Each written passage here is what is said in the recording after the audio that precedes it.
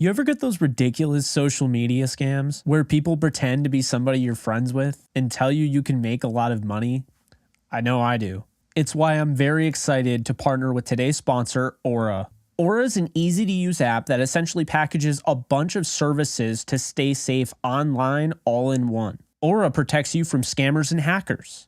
They scan the web for all sorts of data leaks and alert you as soon as they find anything. Aura is like the offensive line for a quarterback, consistently offering you protection from suspicious and malicious activity. They have a VPN built in that keeps your browsing history and personal information safe and encrypted. They'll even alert you if someone's trying to open up a credit card or a loan in your name. Did I mention they protect all your devices from viruses, malware, spyware, and any other things so the bad guys can't break in? Aura can even manage what your kids do on their devices. You can set limits and restrict them from specific apps. They have a password manager as well, so you don't have to rely on an outdated Rolodex or that sticky note that's been on your desk forever.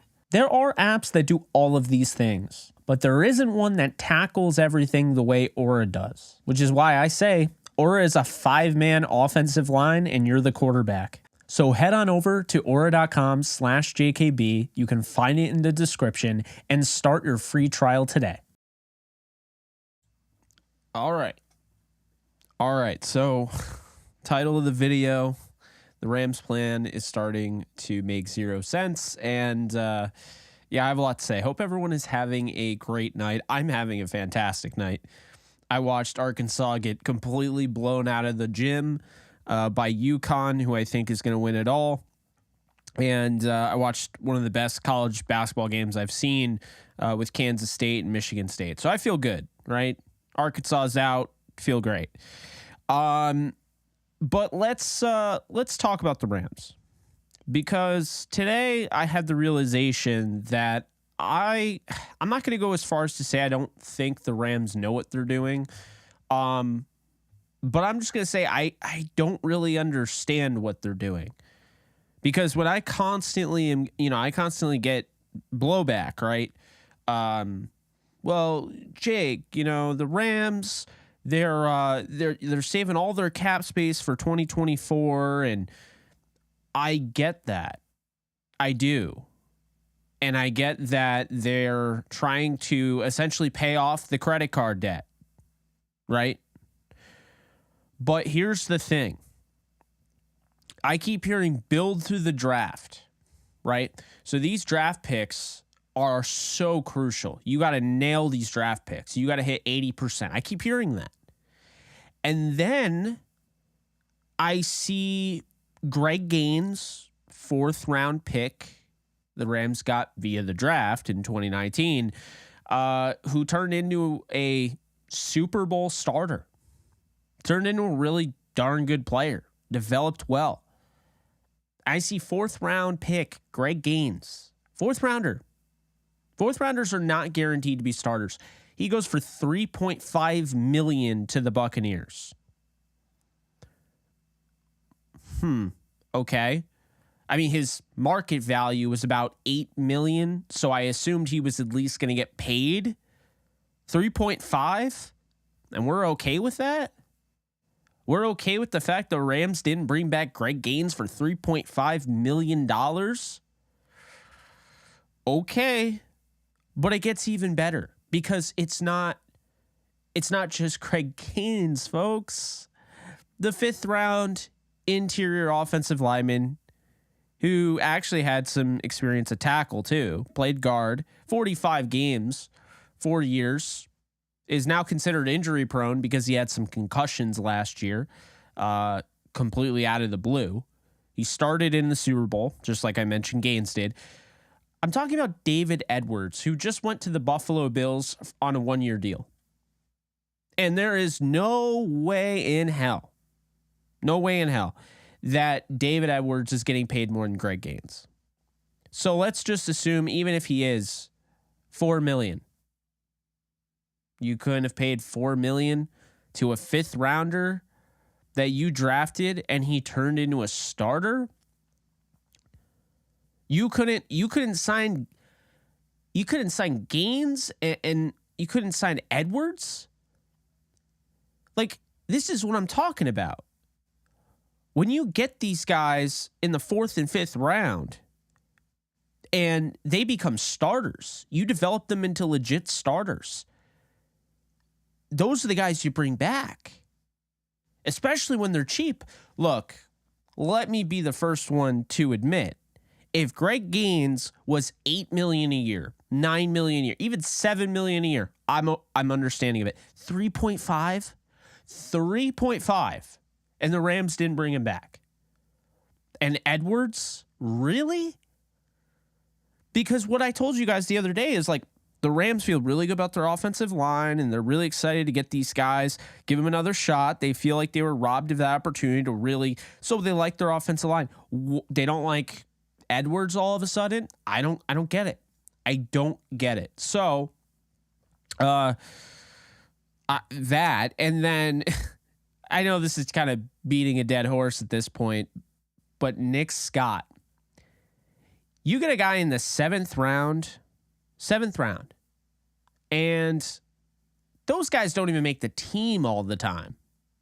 Like Jake Funk is considered a hit. We discussed this the other night. Jake Funk is considered a hit because he made the roster as a 7th round pick. Chris Garrett, gone, right? I mean, do I have to tell you about Samuel Sloman? No. Do I have to tell you about the fullback whose name I always forget because he didn't even make the team? No, I don't. 7th rounders don't always make the team. Doesn't always happen. They definitely don't always become an actual key piece. And 100%, they don't become guys that start in Super Bowls. These aren't just 3 players that I'm mentioning because I'm talking about Nick Scott. These aren't just 3 players that I'm mentioning. It's not just 3 players that got underpaid, in my opinion, were very cheap and could have been had. It's 3 guys you got through the draft and started in Super Bowls. All 3 of them started in a Super Bowl. All 3. And you just let them go. Guess what Nick Scott's cap hit is this year, folks? $1 million. $1 million, period. That's it. $1 million, 3.5. David Edwards is going to be lower than 3.5. I'm calling it right now. So the Rams are letting these guys go for pennies. And we can't say, well, Jake, they need their compensatory picks. This is the worst compensatory pick return they're set up for next year since 2018. And the reason it was bad in 2018, I'll tell you why. Because in 2018, that was taking the 2017 offseason into the equation. And when you think about that, it makes a lot of sense because in 2017, the Rams were busy. They were signing Whitworth. They were signing Woods. They were busy. It canceled out all those picks. That makes sense. But they're going to have some 6ths, some 7ths. They're not going to even have a 5th rounder the next year. So I wouldn't be worried about signing anybody because, you know, I wouldn't. They're not going to be canceling out any picks. And even if they were, here's the list. If you guys want to feel sad, here's the list. Rams new additions, Hunter Long. Departures, Baker Mayfield, Brandon Powell, David Edwards, Greg Gaines, Leonard Floyd, Bobby Wagner, Jalen Ramsey, Nick Scott, Matt Gay, Riley Dixon, and Matt Orzech. And yes, you could add Taylor Rapp to that at some point whenever that happens. It's insane. And I understand, okay, this is where this is the decision. They're going in this direction, whatever. But you can't lie, folks. You can't lie here. Aren't you a little concerned with how they're doing this? Aren't you just a tad bit concerned with what they're doing? Because I am. Because I'm sitting here like, they'll probably figure it out, right? They'll probably figure it out. I mean, what's stopping them from turning this thing around and being in the Super Bowl in 2025? I could totally see that. Absolutely. But I don't think people are accounting for what could also happen. And I don't know. But I'm just saying I have a lot of experience. Maybe it's just me being shell-shocked from my experience being a Rams fan, now covering the Rams. But remember, it wasn't that long ago, Sam Bradford gets drafted. They go 7-9, and you're thinking, oh, we were this close to beating Charlie Whitehurst, the clipboard Jesus. This close to going to the playoffs. Back to the playoffs with Steve Spagnuolo in his second year and a rookie quarterback in Sam Bradford. The next year, they went 2-14.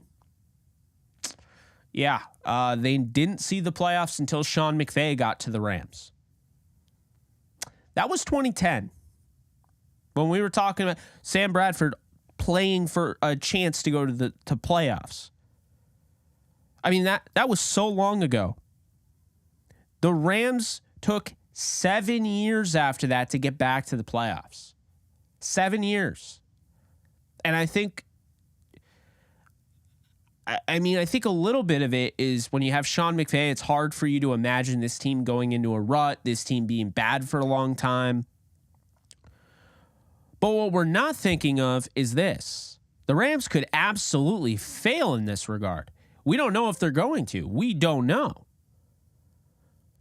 But when you're constantly moving these pieces, now you have to hit on the draft, my friends. And the same people that are saying build through the draft are the ones telling me that signing Greg Gaines and bringing back guys like that don't matter. It absolutely matters. Those are the guys that hold your roster together. Telling me how important offensive line is, but we don't seem to care that David Edwards is gone. That's a pretty significant loss for cheap. So I don't know, man. I had to say that because to start it off, because I am very concerned with the direction of this team. And again, I don't think I would be as concerned if I wasn't hearing some things like literally people in the organization don't know what they're doing. So I don't know. When I hear stuff like that, that doesn't make me feel any better. In addition to that, Odell Beckham Jr. looks like I'll be covering him no matter what, but it also looks like he could end up being a New York Jet, like I've suggested in the past. Sounds like he might be already going to the Jets, and it's a matter of time. And if that's the case, then what are you waiting for, Rams? Are you really not going to make a move? Free agency? Awesome, I'm losing my voice already. You're not going to make a move? I mean, for real? Not one? The big move of the offseason. Well, hey guys, we brought back Coleman Shelton, who most of you guys didn't even know was a free agent. But yeah, he had an opt-out. He opted out, and then we signed him back. And then everyone's supposed to be excited about that? Again, it goes back to the whole thing. How are you getting butts in the seats at SoFi Stadium? You can laugh at that, but for real, how are you getting people to go and watch this team next year? Because people like me, I'll find a way. I'll find a way to watch this team on TV. I mean, I live in New York, so maybe going to all the games isn't feasible for me, but I'll find a way to enjoy this somehow. Not everybody else will. Not everyone is as patient. And that's the thing. So when I'm looking at what they're doing and what they're not doing, what other teams are doing, they saved $3 million. They restructured Brian Allen's deal or rework his deal today. I had an issue with that. Do you know why? Because now they're tied to Brian Allen, a guy who is notoriously known for getting hurt. He got hurt last year, wasn't all that great last year. I'm not certain he's the best center on the team. So they're now tied with him. They restructured Noteboom. They're tied with him. And what have they done so far? They've brought back a couple of their guys. And they made a trade and they acquired Hunter Long. That's their only addition that wasn't on the roster last year. I've heard they're interested in John Johnson, a reunion with him. I'd be all for it. I personally Can't buy in anything I'm hearing because the Rams aren't doing anything. They're interested in OBJ, but they're not doing anything. So, I mean, right now it feels like, anyway, it feels like the Rams that, by the way, I didn't shout out Big Slurp. Thank you so much for the $1 there. I really appreciate that. I didn't shout you out earlier. I was on my rant. Just wanted to let you know that I saw that. Thank you. Appreciate it. Guys, be sure to hit the thumbs up, also known as the like button if you haven't already. We're at 21 likes, got 168 people, actually 174, just like that. So please be sure to hit the like button and subscribe. I do all sorts of content. I do a lot of content like this. TJ, you and I had a conversation, about basically just trading away guys and getting rid of guys for nothing. And I think the thing that needs to be really talked about more, and I want to get this almost like universally known, compensatory picks suck. Can we just please, like, if I can do anything, if I could start any movement, obviously there's other movements I would start, but I'm not thinking about that right now. Rams wise, if I could start any movement, can we all agree? Can we get people saying on message boards next time someone's like, oh, but we got a 6th round compensatory pick? Can I please get people to start saying compensatory picks suck? They do. I'm sorry. I hate to be blunt, but if you go through and you look at the history of them, the Rams are getting the highest compensatory pick they're getting. The highest one they're getting is equal to the one that they would have received for Sean Hill and Mike Person. Compensatory picks are devalued. They're not good. They were last year. I mean, still, it was BS. They didn't get 1 4th round pick. Total BS. But they're garbage now. They're absolutely garbage. They don't see in the MLB, if you lose a superstar player, like I believe you can get a 1st round pick out of them. Like the Rams had to get, or not the Rams, my team, the Yankees, well, my team in baseball, the Yankees had to give up a 1st round pick. When someone signed, I think it was Nick Swisher got signed, that pick went to the Yankees. So I think the Cleveland Indians at the time, they signed Nick Swisher, that pick goes to the Yankees, that pick becomes Aaron Judge. Case in point, the MLB, the compensatory picks are 1st round, 2nd round. They're big rounds. In the NFL, it's capped off in the 3rd round, which I'm not even against. But just the fact that, like, it's the 6th and the 7th, what they're getting now, I mean, Jake Long would have probably, back when Jake Long signed, the Dolphins, who had him when he signed with St. Louis, the Dolphins would have gotten a 3rd round pick for him, $8 million a year for a tackle. Now, I understand the natural flow of things, inflation, all of that, but still, it doesn't matter. Compensatory picks haven't changed to make anything easier. They're worse. And they award you with less now. Like, I've gone through it multiple times. This is the worst return the Rams have had compensatory pick wise since 2018 when they didn't have any because they signed so many guys. So I'm not going to sit here and be like, well, at least we're getting a 7th rounder. No, sorry. I think I'd rather have Nick Scott than a 7th rounder. Thank you very much. I'm just saying, like, I'll look right now. Compensatory pick. Let's see here. Over the cap. So we got, oh, awesome. Greg Gaines barely nets us a 7th rounder. Barely. That's a guy they got in the 4th round that they're okay with. Yeah, we'll just get a 7th for him. And he's the last one. So if there's another guy that's signed ahead of Greg Gaines in average annual value, which is higher than 3.5, guess what? The over 32 pick limit hits and the Rams will not be awarded a pick for Greg Gaines. So That's a real thing to be upset about and annoyed about.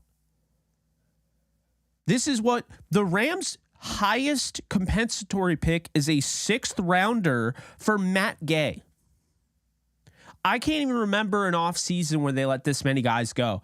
And the biggest compensatory pick is Matt Gay, a 6th round pick. Oh, and that 6th rounder could absolutely fall into the 7th. We'll see what ends up happening. So a 6th rounder for Matt Gay, a 6th rounder for Baker Mayfield, a 7th rounder for Nick Scott, and a 7th rounder for Greg Gaines. Horrible. Compensatory picks suck, guys. I'm telling you. In the market, has anyone noticed? The market's dead. It's dead right now. I mean, Jawan Taylor is the highest pick, the compensatory pick. That's going to Jacksonville. $20 million, 3rd rounder. Okay. That makes sense. Hargrave going to Philly. That makes sense. That's $21 million. I don't know why Taylor's ahead of Hargrave, but he is. Let's look at Buffalo. Tremaine Edmonds. They're projected a 3rd rounder. Let's see here. $18 million. Okay, that makes sense.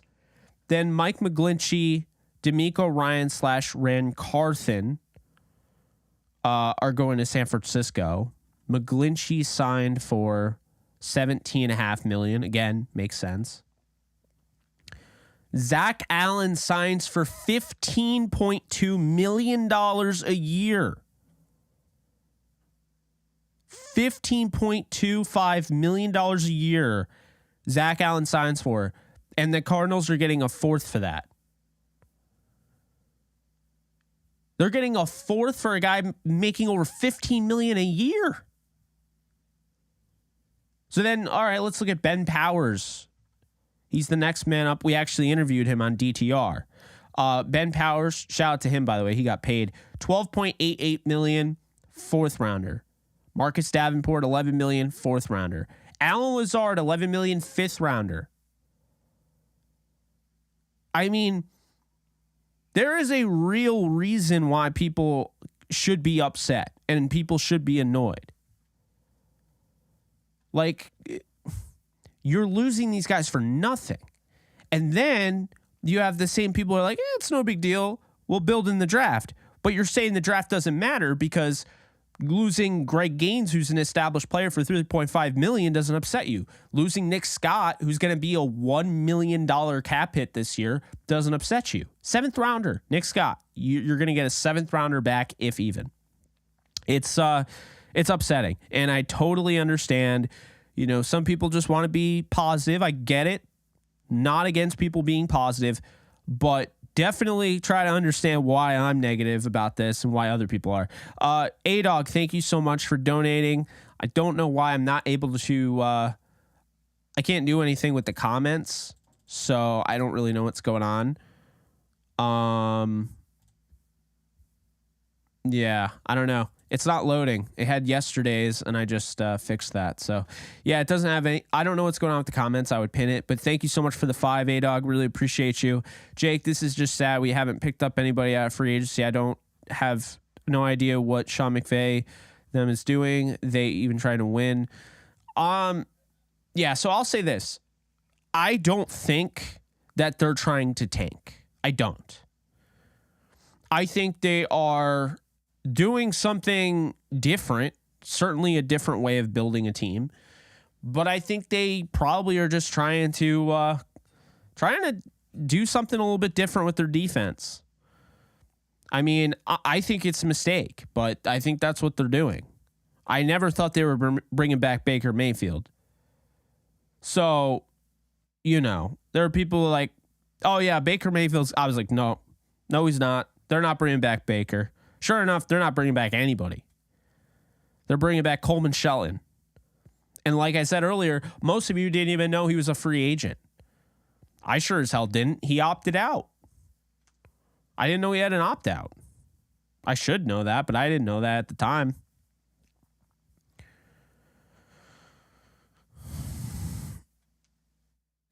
Now, I'm kind of over the whole 2024 cap space, trust the process, so forth. I'm over it. I get what you're saying. I get why, whatever, but Rams overvalued their free agents thinking they were going to get better comp picks, but they are getting signed for pennies.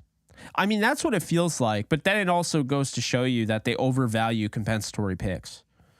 Compensatory picks are complete and utter garbage. They don't help. Not anymore. They used to. Like, if you're losing a marquee free agent, okay. You get a third rounder, feels good. If you're getting anything less than, let's say, a fourth, it's really not that big of a deal. They're not signing Cam Newton, no. I would be absolutely shocked. They're probably... All right, here's what I think they're doing. Then we'll move into this for the rest of the show. Or not the rest of the show, but right now. So here's what I think they're doing. I think the Rams have, at least at quarterback, an idea of what they're doing. They're going to keep Stafford, obviously. Unless that Rodgers thing, monitor the Rodgers thing. Because if there's something weird where the Packers refuse to trade Aaron Rodgers and he just up and retires, the Jets might throw picks at the Rams and the Rams just might trade Stafford.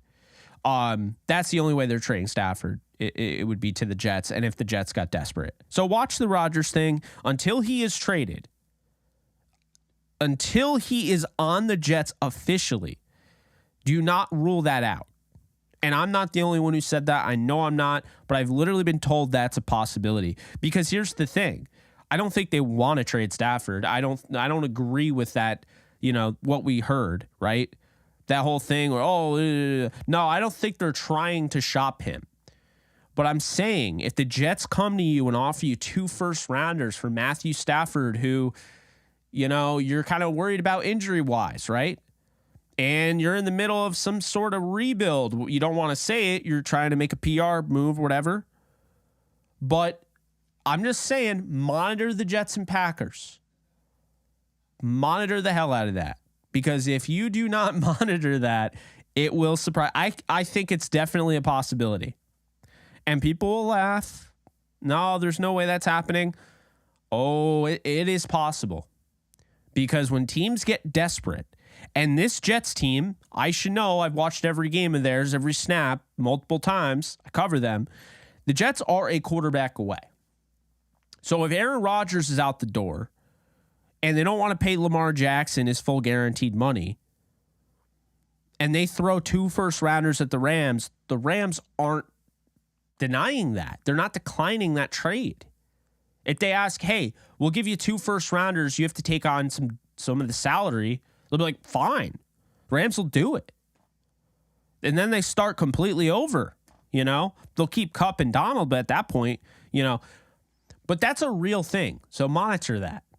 I'm just saying, if the Aaron Rodgers thing completely falls out, I don't think it's going to. But if there is a falling out, the Jets are 100% doing that. Because, again, Lamar Jackson is going to ask for a fully guaranteed contract. And I don't think the Jets want to do that. And think about this. The Jets still have to give 2 first rounders. They have to give them to the Ravens. So think about that. Would they like giving 2 first rounders to the Rams, who are in the other conference?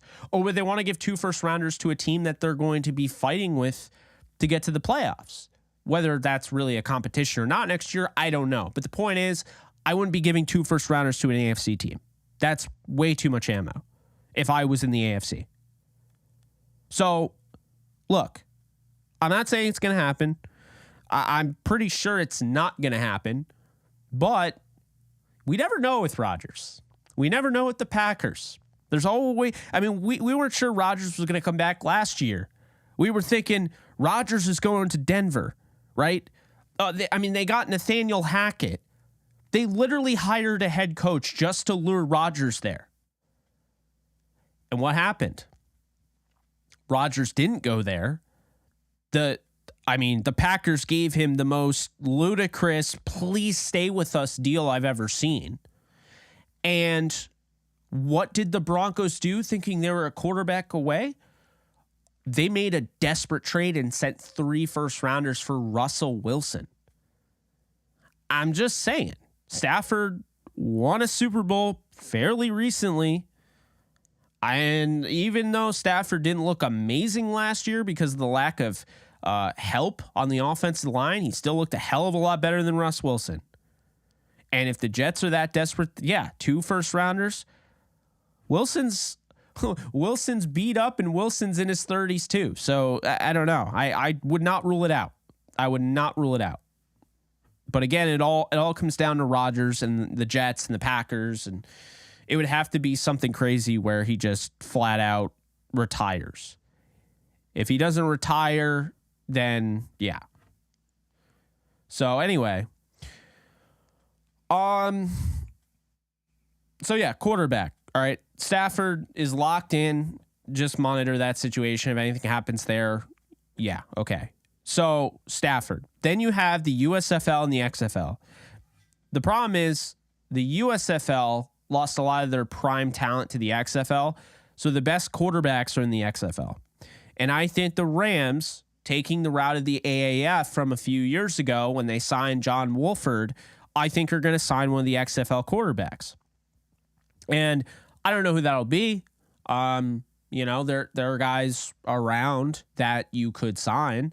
I haven't followed the XFL too much, and I'm not going to go through and just be like, go through the stats and be like, yeah, this guy.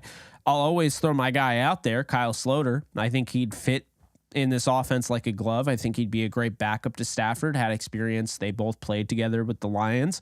So I'd throw him out there. He's currently the starting quarterback for the Arlington Renegades. But I think the Rams will go with the XFL route, right? So then they go with the XFL route. Then they draft a quarterback. They're not drafting 2. I don't think this is a RG3 Kirk Cousins type of scenario, but I do think they'll draft a guy. Maybe Ben DiNucci, somebody like that. Point is, I think they draft a quarterback, and I think they sign a quarterback from the XFL, draft one. Who that will be, I don't know. I have a hard time imagining that they're going to pick a quarterback in the second round. So I've seen that. I don't think that's going to happen. I think it would probably be around, maybe they trade 2 fifths to go up and get a quarterback in the 4th. I could see that. Maybe it's one of the trade downs that they do, because I kind of feeling that they have pressure. They have too much pressure to trade down from 36, but they might trade down from 69 or 77, which would be a bummer. I'd like them to pick at 69 for obvious reasons, but everyone else too. But Jordan Ta'amu is also in the XFL. But yeah, I mean, I think that, looking at it, they'll draft a mid-round quarterback. Doesn't have to be a franchise quarterback guy, but they'll draft a guy to develop, and then they'll sign an XFL quarterback. That's my thought process, okay? I don't think that the XFL quarterback route is a bad route. Like I said, they went that way with the AAF. They got, they got John Wolford last year, right? They got Case Cookus, who was one of the star quarterbacks in the USFL. So they have done that before. And then I think they'll draft a guy. And honestly, right now, if I had to pick anybody, I just have a weird feeling they're going to end up with Jake Haener, who you guys drafted in our community mock draft. So I feel like Jake Haener in the middle of the draft is somebody that they would go after. Now, what I will say is that I would love to somehow get Hendon Hooker or Jaron Hall. I think both of those guys can be franchise quarterbacks if developed properly, which I would trust the Rams to do to a degree. But we'll see. Anyway, mid-round quarterback, XFL signing Matthew Stafford, and maybe a camp body in UDFA, right? Okay, whatever, camp arm. So those are your quarterbacks. Then you look at running back. What are the Rams going to do? They got Cam Akers, who's going to be a restricted free agent in 2024. So he's going into a contract year, but he's still somewhat with the team. Like, he's not a full-on, you're gone. He could come back. Not likely. If he has a blow-up type of season, it's going to be hard for him to do that, but it's a possibility. Then you have Kyron Williams, who you traded up to get in the 5th round. You like a lot. Pass protection can help you, in the receiving game. Didn't get a ton of reps last year, though. He's your RB2. Then you have Ronnie Rivers, who, Like, I know I was laughed at for mentioning, but they like him a lot. And Kevin Demoff even mentioned him by name in a podcast that they were excited about when Darrell Henderson was on the roster, by the way. I will add to that. So they like Ronnie Rivers. So what ends up happening here? I think they draft a running back. Now, I think it's probably going to be around that mid-round pick, like I'm saying with the quarterback. I think they're going to draft a running back. Now, what I will say is I could see them, and this is going to really depend on the direction they want to go in. I think they need to address the edge position, but if they're really going all in on the offense, I wouldn't be surprised if they drafted a guy like Jahmyr Gibbs if he fell to 36, because of what Gibbs can do as a receiver and just that overall, the speed he has, that acceleration, that burst. You do not have that on the roster. You just don't. Kyron Williams is not that guy. Cam Akers at top speed is like 4.47, 4.48.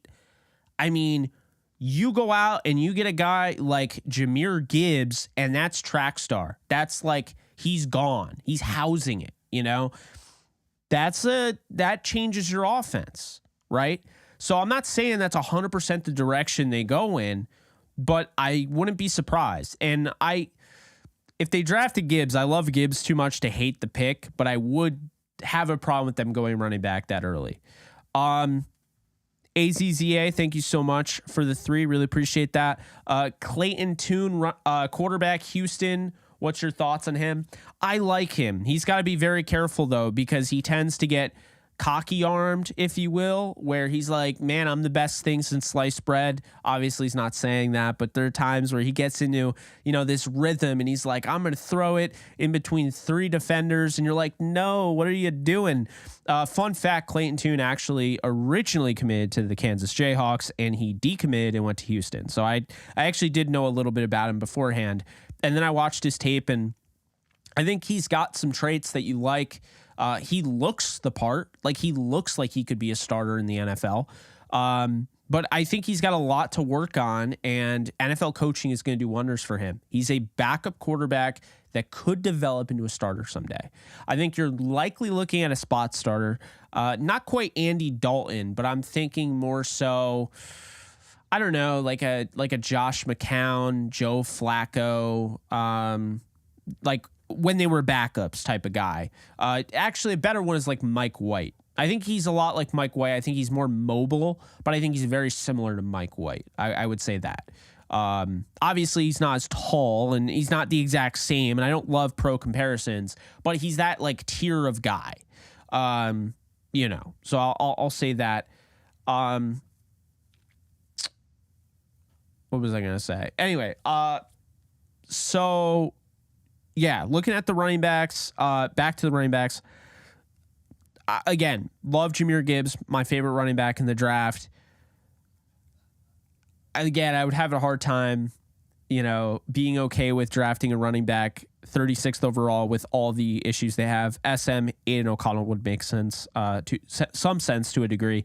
So yeah, I mean, Gibbs is great. He offers something that no one else has on the roster. I think that's something the Rams are going to be looking for. When you look at the running backs, like, that's why, like, when people were like, Zeke Elliott, I'm like, first off, they're not signing anybody. No one has had any indication that the Rams even want to sign anybody. They're interested, but I mean, hey, I'm interested in making a lot of money.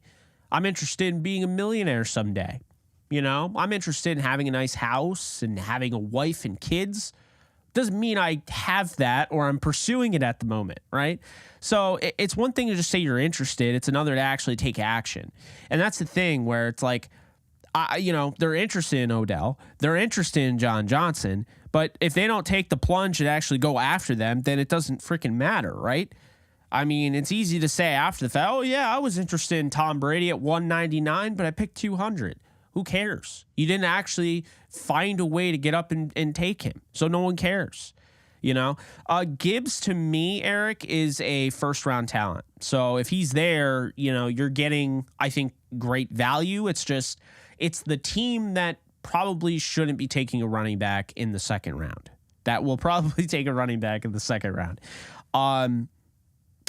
I think, just kind of looking at that, though, they need a guy who they don't clearly have on the roster. That's what they need. Like, they if they're going to add on Nolan, they need you guys. They need a guy, right, who they don't currently have on the roster. I think speed helps. I think receiving ability helps. And to me, best opportunity to fill those voids, so to speak, when you look, I'm looking at my board right now. Who better than Tajay Spears, Jahmyr Gibbs, Keaton Mitchell, Deuce Vaughn? I think those guys fit the bill. I can't even talk. Of that athleticism that you want. I think Sean Tucker as well. Chase Brown to a degree, with how well he tested. So I think when you look at all those and you're trying to diversify your running back room, you go out, you get a guy who has like legit deep speed that can, really hurt a defense, then yeah, I think you add him. Same goes if they're looking for a power back. There are guys in this draft like Zach Charbonnet, there are guys like Tavion Thomas and, Cameron Peoples and Chris Rodriguez, So, I mean, there's certainly guys to go after. Someone had mentioned Dwayne McBride. So I'm lower on him than the consensus, but yeah, I could see it. I could. I have him in about like a 5th or 4th round. I think he goes higher than where I have him, but that's just me. All right, so running backs, I think we talked about there. Wide receivers, where do they go with wide receiver? All right, like we mentioned, Allen Robinson's not playing another down for the Rams. So you got Cooper Kupp, Van Jefferson. I don't think they're going to trade, but he does offer value. And if they're looking to trade anybody and get more picks, he'd probably be their best course of action. Maybe trade him to the Panthers to play with his dad. But Allen, here's the thing. If you're not bringing back Van Jefferson and you are a bad team at the trade deadline, you better move him. You better send him to a contender. I can't stress that enough. So Cooper Kupp, Van Jefferson, if Odell signs with the Jets, he's out of play. Mecole Hardman went to the Jets, so he's out of play. There's not really any guys that you would sign, right? There's not a ton of guys available that you would even sign if you're the Rams that, if you're looking for a wide receiver. So at that point, it's Kupp, it's Van, it's Tutu Atwell, it's Ben Skoranek, and it's a hell of a lot of nothing after that. I mean, you could say what you want. I like Lance McCutcheon too, but Lance McCutcheon, they didn't even trust to really play when they had all those injuries, right? Jacob Harris didn't trust to even play when they had all those injuries. On the tight end side of things, they have, we were just talking about the other day, they now have Hunter Long to go with Tyler Higbee and Bryson Hopkins. Decent. I don't have issues with that, right? You go out, you get another tight end late in the draft, and you're probably good. I mean, you could argue getting a pretty high draft pick this year at tight end because Hopkins is a free agent after the season, and so is Tyler Higbee, So you could argue, drafting a tight end relatively high. But, I mean, I don't know exactly, what direction they'll go in there. What was I going to say? So we talked about, tight end. So yeah, they'll probably draft a tight end late, I would imagine. Offensive line, I told you they're really not going to touch the offensive line. They might add a couple guys in the draft, but they're not signing anybody. And I don't think they showed any urgency towards bringing back David Edwards. So since they didn't really do that, I don't really feel like they feel they need that many guys. Maybe they like the draft more. I don't know, but really bizarre look there. I think we're pretty much going to see what we see right now on the roster, and then maybe a decently high pick in the 3rd round, and then maybe a later on pick. That's going to be your offensive line. Your defensive line, I could see them adding another piece, not in free agency, unless they bring back Marquise Copeland. I could see another piece in Marquise Copeland. I could see them. That's about it. I could see them drafting maybe. I don't know. Drafting Marquise Copeland, linebacker. I think they feel really good about Ernest Jones. I don't really see them drafting a linebacker, maybe late. Edge, I think that they double dip on. Now, is that a second and a second? Probably not, because I don't think they're going to trade back up into the second. Is that a second and a third? Maybe a second and a fifth. They're double dipping on edge. They're going to. They have to. So I think, you guys know my thoughts on Will McDonald the fourth at this point, I would say. So I think they double dip on edge. Then you have cornerback. And the cornerback room right now is fairly empty. But I will say they are interested in bringing back Troy Hill. Again, back to the whole interested analogy, the marriage one. They're interested in bringing back Troy Hill. They're interested in bringing back Grant Haley. But, I could say I'm interested in anything. So who knows, right? They bring those guys back. Maybe it changes the draft a little bit.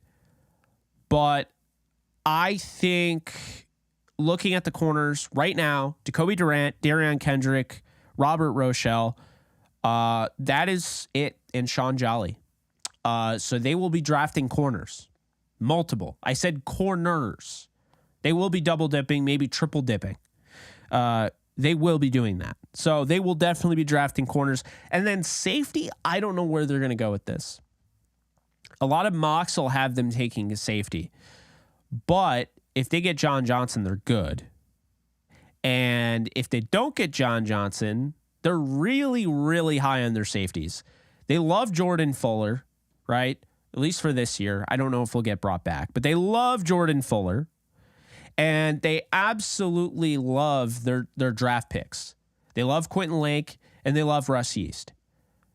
So, at that point, maybe they draft one safety, but I don't think they're going to go crazy. So I think it's maybe John Johnson, a safety, or they just draft one safety. They have been known to double dip on safeties, though. Taylor Rapp, of course, Nick Scott. They drafted Burgess, and they drafted Jordan Fuller. So we'll see. As far as kicker, Pinheiro was signed today. I have an itch right on my nose, which is always fun. They drafted, Eddie Pinheiro got signed today by the Panthers, so he's no longer in play. Ryan Suckup was cut, so maybe he's in play. As for punter, I don't know. I think they, my best guess is they go after guys in the draft, undrafted free agency. I think they're going to go after, guys like that. I don't think they're going to draft anybody for special teams. They might sign a guy, who knows, but that's pretty much how I see it with the Rams moving forward. Guys, be sure to hit the like button for me, please. I have 226 in here, 66 likes. Really does help out the channel. Also, be sure to subscribe if you are a Rams fan. If you are not a Rams fan, both of you guys are, Rams, not Rams, don't care. You both are more than welcome in this channel. We are a open community. Wow, Tennessee got eliminated. Damn, I didn't see that. I did not see that coming. Michael Turk is someone. Yeah, I would like Michael Turk. Just if he's related to the first Turk, Matt Turk, then I'd be all for it, which I assume he is. So I don't know too much. I don't really watch punters. So, Gonzaga, UCLA. That looks like a game. Gonzaga was getting blown out at half. Now it's 61-61. I know there's probably a lot of UCLA fans in here. I got what I wanted today. I wanted the Big Ten out of the tournament, and I wanted Arkansas to lose. I got exactly what I wanted. I'm a happy man. Jake, your tone sounds a lot different from last night. You sound like the rest of us, mad and confused. Well, I was happy last night because I got to talk about Will McDonald, and he makes me happy. he's a draft crush of mine. And you know how I get with draft crushes. I don't have to tell you. I mean, look at George Kittle. If you guys have been following me for a long time, George Kittle, Chris Godwin, Patrick Mahomes, Lamar Jackson. I mean, I go crazy over that stuff. Jair Alexander, Chauncey Gardner-Johnson, Jesse Bates. Yeah. So, Nolan, I'm calling you out, not in a bad way. I finally watched Felix Anudike Uzama's film. And man, do I like that guy. I like him so much. If he's available in the third, if they could get Will McDonald in the fourth and Felix Anudike Uzama, oh man. I compared him to... I mean, I think did I watch him yesterday? I don't know. Now I'm starting to lose my mind. I think I told you that I watched him, but if I didn't, I watched him. And by watched, I mean, I went through like multiple games. And the thing about him is that I think he's very scheme versatile. So he could play the 4-3 end. He could play the 3-4 outside linebacker. He's not an elite athlete, right? But when I, was watching him, just a ferocious, relentless pass rusher. He's explosive as hell. He's got a really good, quick first step, So I actually really like FAU out of Kansas State. And if he's there, man, there are a lot of those guys. I was watching Derek Hall out of Auburn a little bit. Derek Hall can move. This class is insane. Well, I looked through and I was just putting in my database all of the RAS scores. Guys, these are all green RAS scores, which is like top notch, right? Top tier. Will McDonald, Lonnie Phelps, Nolan Smith, Keon White, Lucas Van Ness, Derek Hall, Isaiah Foskey, Colby Wooden, Zach Harrison, Byron Young, KJ Henry, Ade Adebawar. All of them are great. Oh, Tavius Robinson, Thomas Incoom. This is a very athletic class for the edge. Very athletic. And here's the reason I say that, because I know everyone's like, not everybody, but a lot of people will be like, athleticism isn't everything. And I'm definitely one of those people, okay? I'm one of those people, I think, the testing gets a little overrated to a degree. And I don't care as much about the testing. But here's what I'll say, right? Looking at this, I have the database that my buddy Blaine Grisak put together. And I can look at the RAS score and all the measurables for guys that the Rams drafted. Only twice did the Rams draft red RAS scores from 2014 on. They drafted Michael Sam, who was a .78 RAS score, one of the most unathletic pass rushers in RAS score history. But, he was highly productive at Mizzou, The other one was Justin Lawler. So Justin Lawler and Michael Sam are the only ones that were red. The only ones that were yellow, Morgan Fox out of Colorado State, Pueblo. He was a UDFA, 6'11". So his RAS wasn't horrible, but it was in the yellow. And then the other one was 6'1", and that was Chris Garrett out of Concordia St. Paul, the 7th rounder in 2021. Aside from that, if you're kind of trying to figure out where the Rams could go in this draft at edge, 9.8, Samson Ebukam out of Eastern Washington, 4th rounder in 2017. 8.77, Trayvon Young in the 6th round in 2018. Obadiah Okoronkwo, 8.73, 5th round, 2018. John Franklin Myers, 4th round, 2018, 8.31. Leonard Floyd, it was a free agent signing, 2020, 9.81. And Daniel Hardy, 9.34, 7th rounder, 2022. By the way, here are the ages. 24, 21, 21, 23, 23, 24, 21, 22, 22, 23. Those are the guys that have been drafted or picked up in undrafted free agency. I didn't mention Floyd's age because, well, it doesn't really matter. He was a free agent.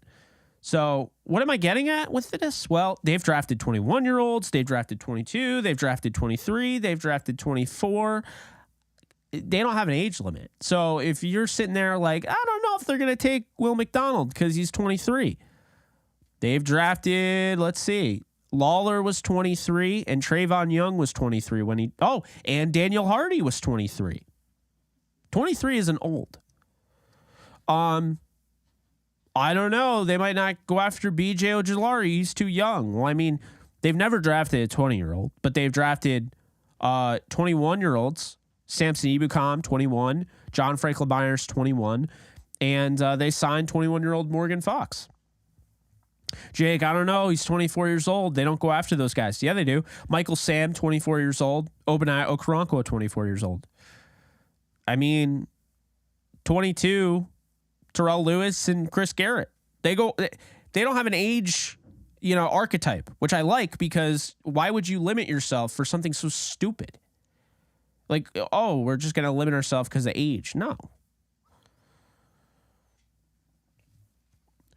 I can't believe I'm doing this. I'm going to go over the, it's about, 4 minutes from midnight. So one of my all-time favorite bands, Fall Out Boy, is dropping their new record, So Much for Stardust, and I've been dying for it. And I was unsure if I was going to go live tonight. I was thinking I'll go on for 30 minutes just to keep the streak going, keep it alive.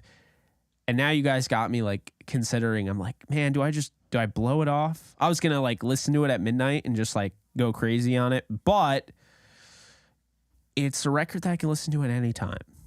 And as much as I like listening to it at midnight, I don't know.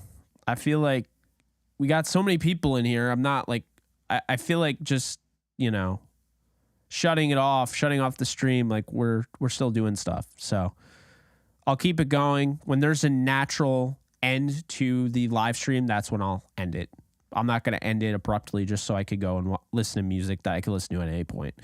That's my, that's just me thinking out loud. Don't worry about that. I'm not too high on Nolan Smith. Feels like he's too raw. I'm with you there. Raw, injuries, little worry about that. Pop some Euro.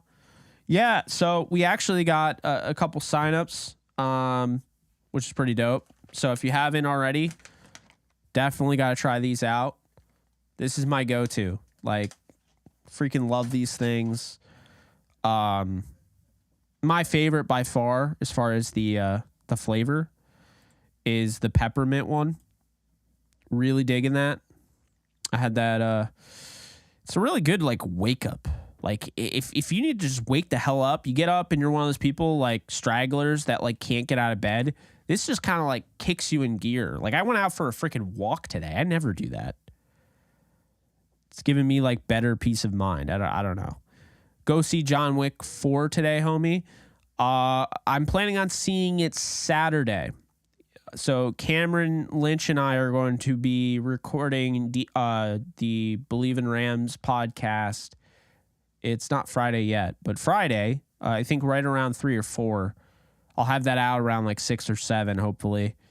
And then I'll premiere it. And then I might go live later that night. I don't know what I'm doing, to be honest with you. I'm not really sure. Yeah. Let's see. Yeah, all I know is I'm seeing John Wick 4 at some point very soon. Probably Saturday.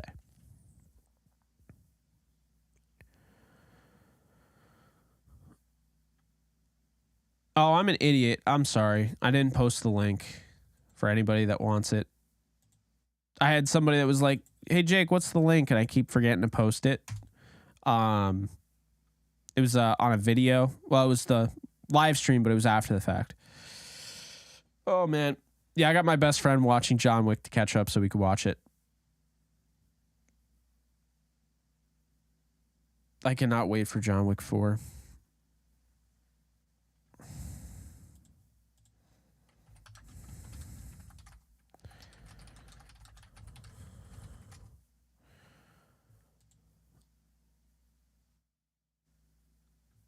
Yeah, losing isn't fun. I hate to lose. I would not call Detroit about. I would not be offering any picks right now.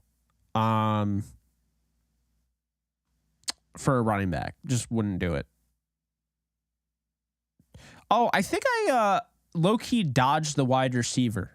We were talking about all the positions, and I think I dodged wide receiver, not on purpose, but so you got Cooper Kupp, Van Jefferson, Tutu Atwell, and Ben Skoranek. I think they're going to draft a receiver. Is Cam the running back of the future? It is way too early for me to say. A lot can change. And typically running backs don't get paid by the same team. So I don't know if he'll be back. Maybe they franchise tag him. They'll have a lot of money next year. If it makes sense, they do it. Personally, I wouldn't franchise tag him. I think that'd be a waste of money, but that's just me. OBJ reunion. That's the hope. But the problem is the Jets are making a serious push, and he wants to play with Aaron Rodgers. Like, that's one of the things he wants to do. He wanted to do that, but he chose to sign with the Rams. I think Von Miller had a lot to do with it initially. Drake announced a tour. You going? So, HD, you clearly weren't here when I was doing my anti-Drake. Someone asked me why. Was it you? Someone asked me why I hate Drake, and I was like, I don't hate him, but I just think he's overrated, and I don't know. I went off on a tangent. Yeah, I don't like Drake, so I wasn't sure if you were kidding or not, because I get that. People be like, they know I dislike something. They'll be like, oh, so are you doing that? I wasn't sure if that's where you were going with that. Why the Jets would sign OBJ? Well, Mims is probably gone. Davis is probably gone. They're probably going to trade those guys or cut them. So, I mean, it would be Lazard, Wilson, OBJ, and Hardman at that point, which, I mean, that's, OBJ would start with Wilson, Lazard would be in there, and then Mecole Hardman would be the number 4 guy. Hardman's getting paid $6 million. He's not, I don't think he's going to get paid. He's not going to be a big time. Lazard will be a starter. And I don't have to tell you about Garrett Wilson. I mean, the guy's offensive rookie of the year, But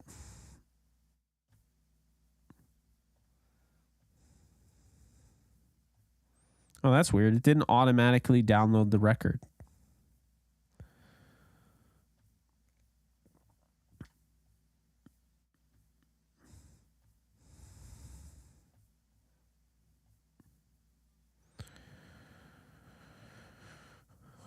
I mean, I guess they did. I don't know.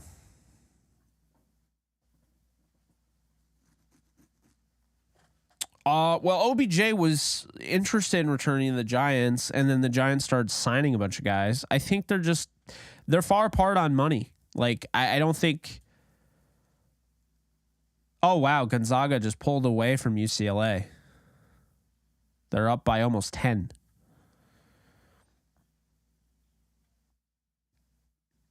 I like The Weeknd. I wouldn't call him the best artist on the planet, but I like him. I respect him. I think he's good. I like Kissland. Is that it? I don't know. Alexis got me into The Weeknd. I had never heard any of his songs before until I met Alexis. Yannick Ngakoue is probably going to cost money, I'd say maybe $7 million, and I don't think the Rams are going to pay that.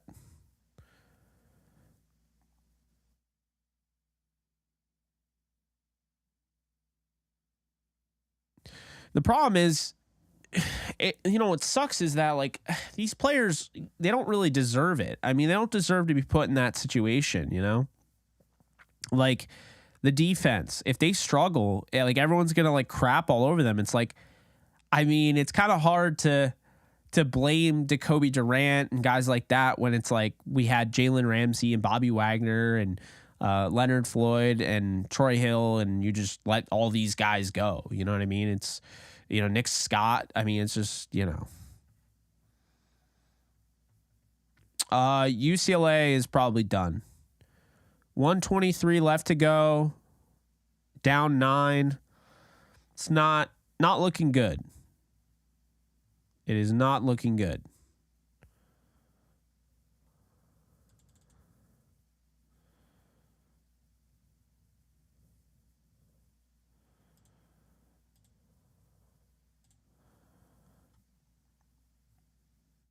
Wow, Drew Timme has 36 points, 15 rebounds, and 4 assists.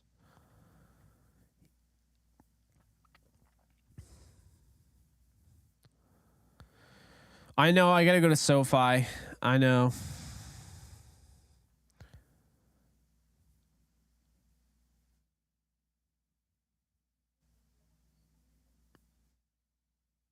Jake, I need you to get the story out of Jordan Rodriguez about the Sam Sloman pick. She said she wasn't ready to tell that story, but the pick and evaluation was horrible. All right, maybe next time. I mean, I'll let her know ahead of time so she's comfortable enough answering it if she wants to. But next time we get her on the show. Who is the top college basketball player who will potentially go number 1 overall? I don't watch college ball. I mean, I don't know if there's a better player in the country right now than Marquise Noel, who just absolutely balled out for Kansas State. He had like 20 points and he set a record. I think he had 19 assists. It's the most ever in a tournament game.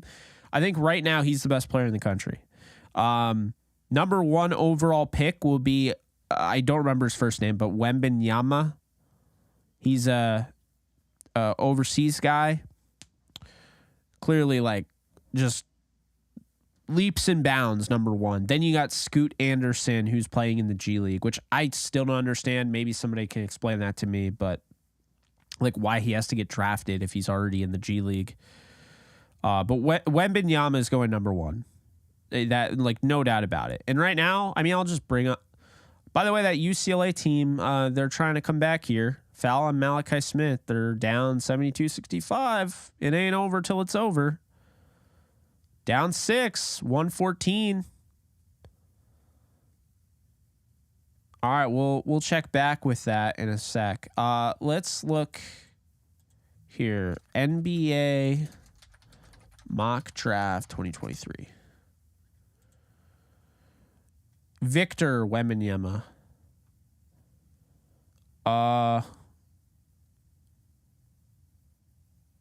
Oh, they call him Wemby? That's kind of cool. He's 7'4", 230 pounds, and he's just like... They're calling him generational. I mean, that's saying it. Like, they're calling him 7-foot KD and a bigger, better version of Porzingis. Scoot Anderson is on the G League Ignite. I still don't understand. They're saying prime Westbrook / CP3. Brandon Miller for Alabama, getting compared to Rudy Gay and Danny Granger. So they have the Pistons getting Wembanyama, and then they have Scoot Anderson going to the Rockets. And then Brandon Miller going to the Spurs, which none of this matters, by the way, because there's a draft lottery. We just know that the Lakers can't get if they're in the lottery, they can't get the pick. And the reason for that is because they can't get Wembanyama, because the reason for that, if they get the second pick, or if they get the first pick, right, and then the Pelicans get the second, the Pelicans have the pick swap. So the Pelicans could literally just take the pick from the Lakers. But the Lakers won't be in the lottery unless they don't make the playoffs. So I would prefer they just make the playoffs and don't have to worry about all that. Yeah. I'm looking at it's a weird. Wow, there's two first round draft picks on the G League Ignite. 3. Wow, 3 on here. Yeah, I don't know what's going on. I don't know why. Okay. 52 seconds left. Gonzaga is up 74-68 on UCLA. Winner advances to the Elite Eight.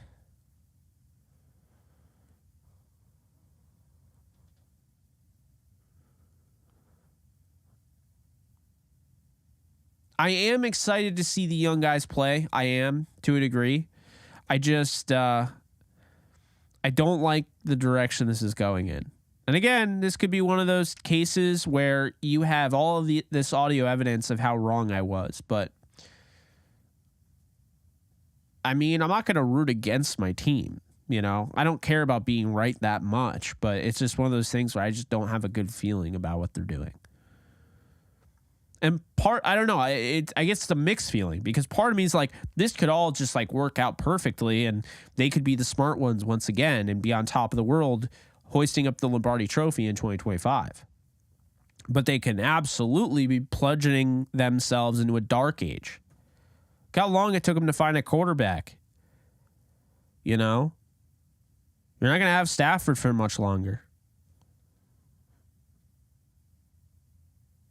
Exactly, TJ. They really have to, they cannot miss a pick. Jacques Jr. with the layup and the foul on Drew Timme. 45 seconds left.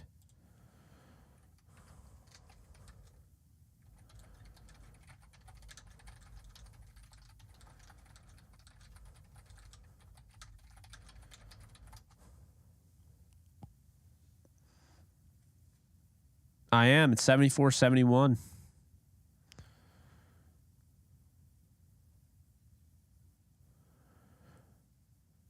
$45 seconds.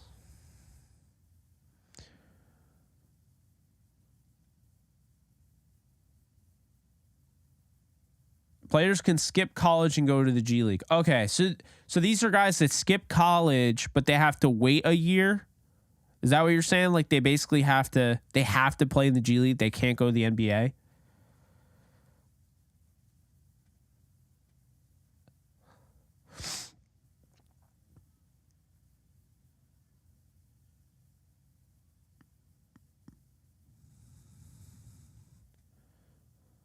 Kind of same, yeah. Watson missed the free throw. Oh my God.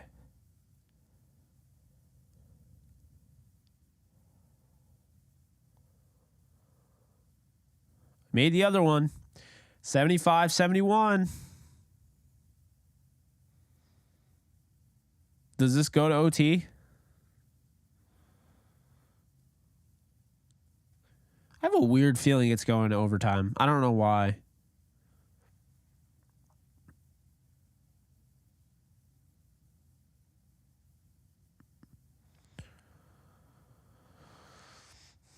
My game cast is probably behind you guys. Actually, I'll just use Real.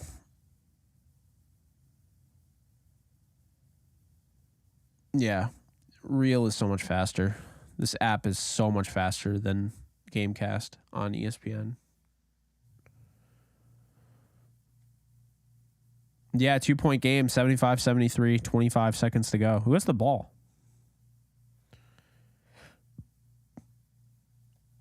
It's not really telling me who. Okay, Gonzaga has the ball.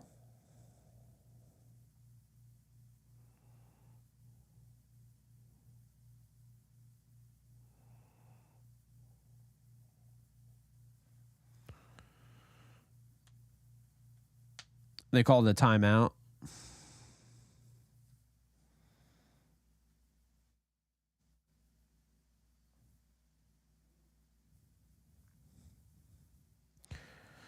Okay, it's like playing overseas. I got it. That's kind of cool.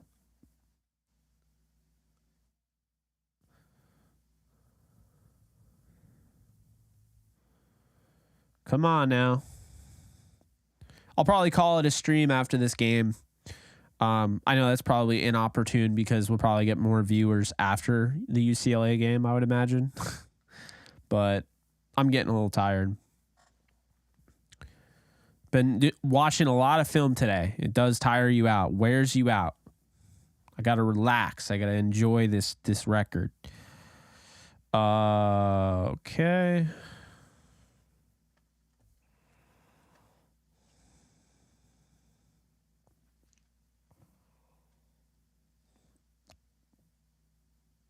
It is absolutely real, TJ. I've been trying to get better at that. Good to hear from you too.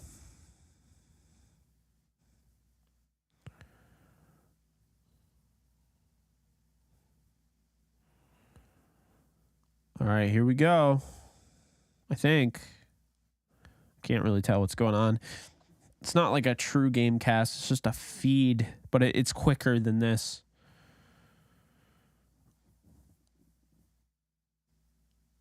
I don't know what's happening right now. Did Timmy foul? Or did he miss a free throw? I can't even tell. Yo, this is so going to overtime. He missed a free throw. This is so going to overtime. It's just like how they drew it up.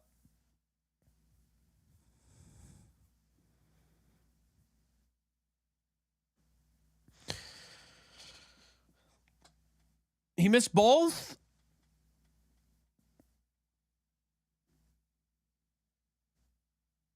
You can't be serious.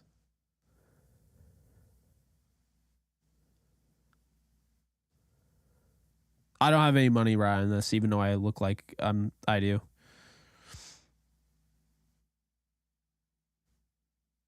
Oh my God. They just took the lead. UCLA just took the lead. They completely choked.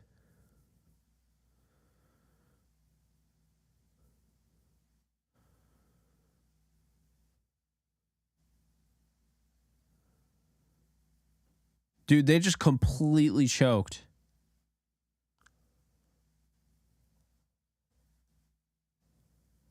Wow.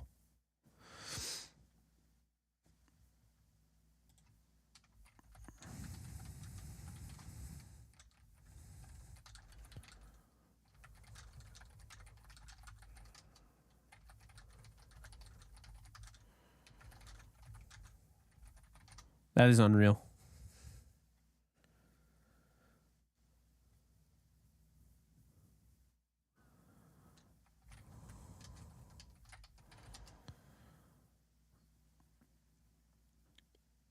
I already know what you're saying, Michael. Yes, I'm absolutely ecstatic that UConn beat the brakes off of Arkansas. All right, I got the game on my iPad. Might as well, since that's what's holding this stream together. Damn, not Adam Morrison. Yep, Adam Morrison vibes. Yeah, I totally am feeling that right now.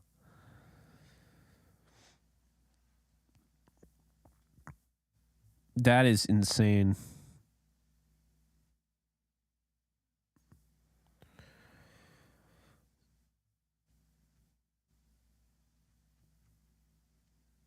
Well, UCLA lost on that Jalen Suggs. He like hit like a half court shot and it went in, right?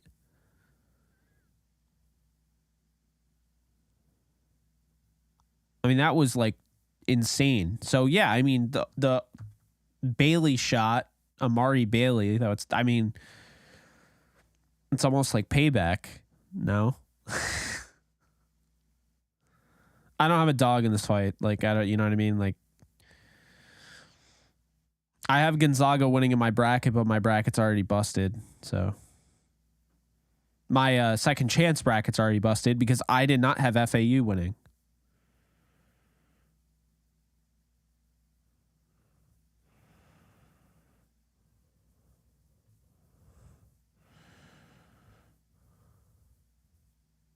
All right, let's see. This is so going to overtime. I just have a weird feeling. All right. 76, 75. He went for the deep three.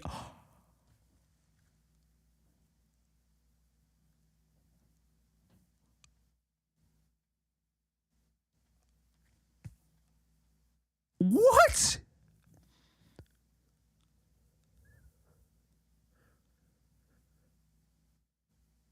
Oh my God, they did it again. I'm so sorry. Oh my God. From the logo. What? No.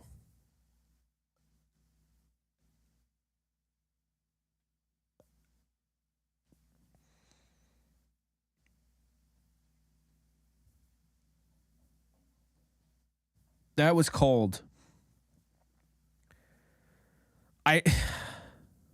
Wow. Is there even enough time? I kept saying it was going to overtime. I don't even think there's enough time. That was not a good free throw. Now you got to make the next one.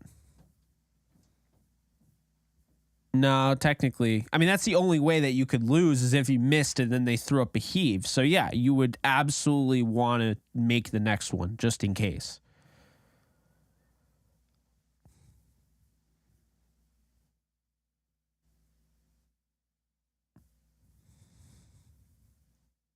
I'm sorry, but Mark Few looks like old Kevin Bacon.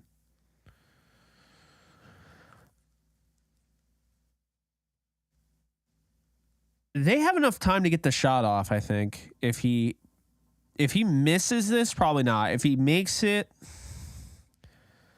I'm not looking at the comment section, by the way. I'm just I know I'm probably a little bit behind. All right, Jockus inbound. Are we getting overtime? Oh, they got a good shot. Oh my God. Wow. Gonzaga moves on to the Elite Eight. That's unreal. What a crazy, I mean, UCLA came all the way back, down 9 with about a minute to go. They take the lead.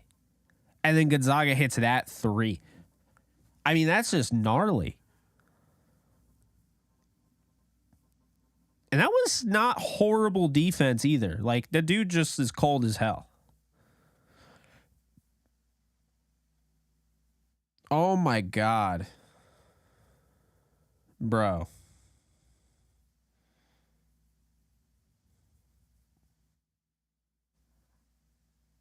That is just nuts.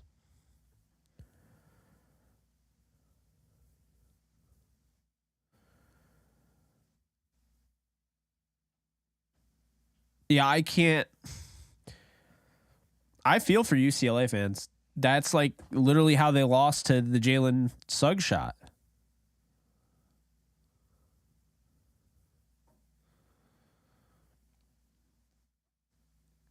Gonzaga versus UConn. That is going to be a game. Damn. And like they're showing it again, and I thought they got a pretty decent shot. I thought he got it off at a good time. That's that's tough.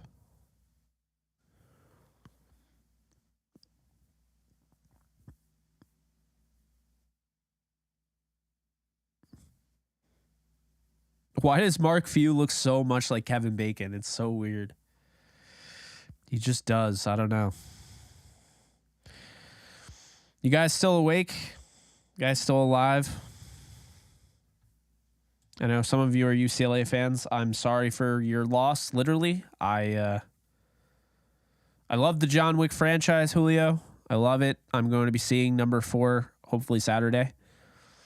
I love how it starts off a grounded story and then it just gradually just takes off. And the setting gets crazy and just the whole lore of it, Once again, guys, definitely got to check these out. Link is in the comments. I'm actually going to pin it right now. Link is in the pinned comment section, and they're Neuro Mints. They're dairy-free, nut-free, aspartame-free, sugar-free, and gluten-free. And they taste good, and they work well. They are like, they honestly kick coffee to the curb. So if you're somebody who has a hard time putting down the coffee, wants to just suck on a mint, there you go. It got me to literally go for a walk this morning, and I haven't done that in maybe a year. So now you know. Any final thoughts before I hang up on you guys? Anything? Anything at all?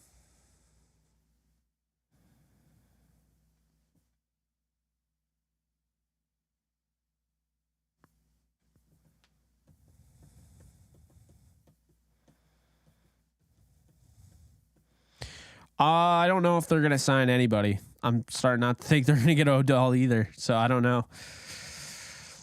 I'm not going to make any.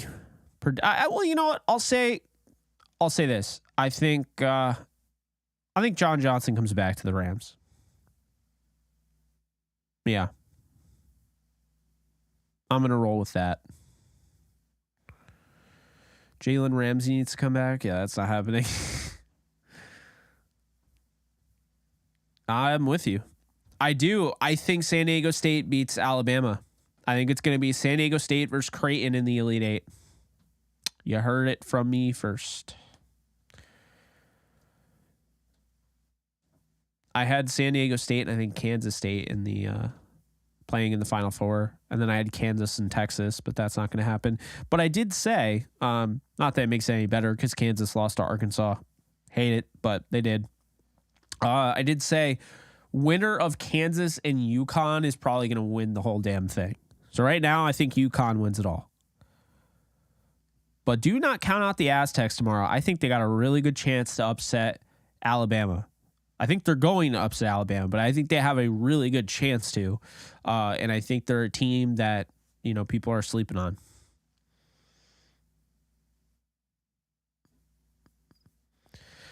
I don't know if Burns is in the cards just because I think the Panthers are going to sign him long term.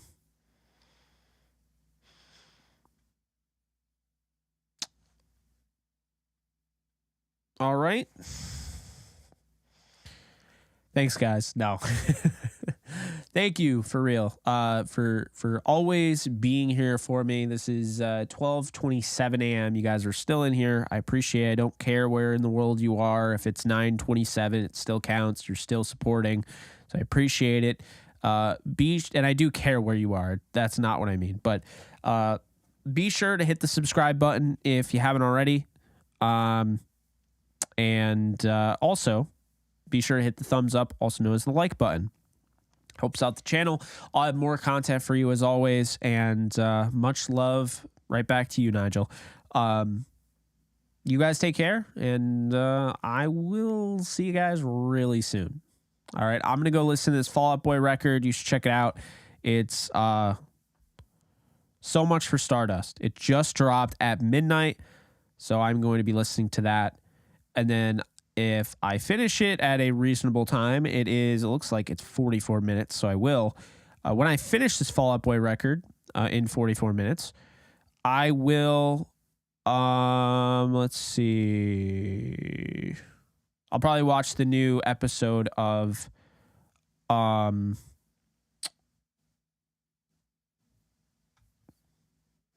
hell was I going to say?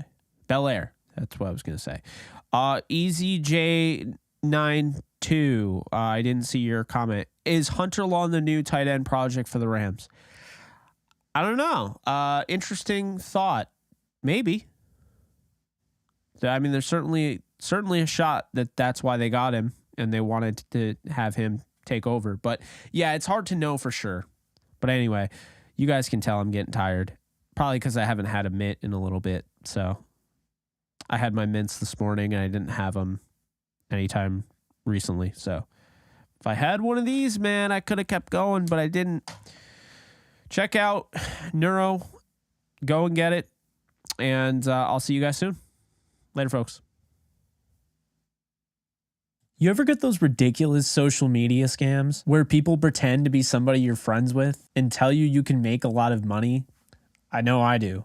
It's why I'm very excited to partner with today's sponsor, Aura. Aura is an easy-to-use app that essentially packages a bunch of services to stay safe online all in one. Aura protects you from scammers and hackers.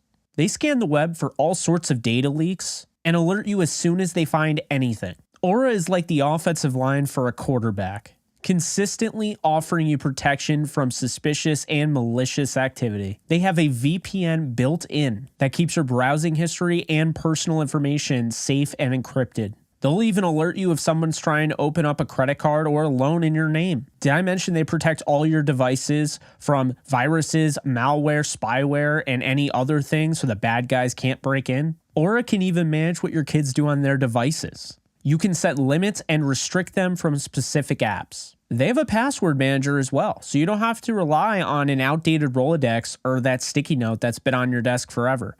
There are apps that do all of these things, but there isn't one that tackles everything the way Aura does, which is why I say Aura is a 5-man offensive line and you're the quarterback. So head on over to aura.com/JKB. You can find it in the description and start your free trial today.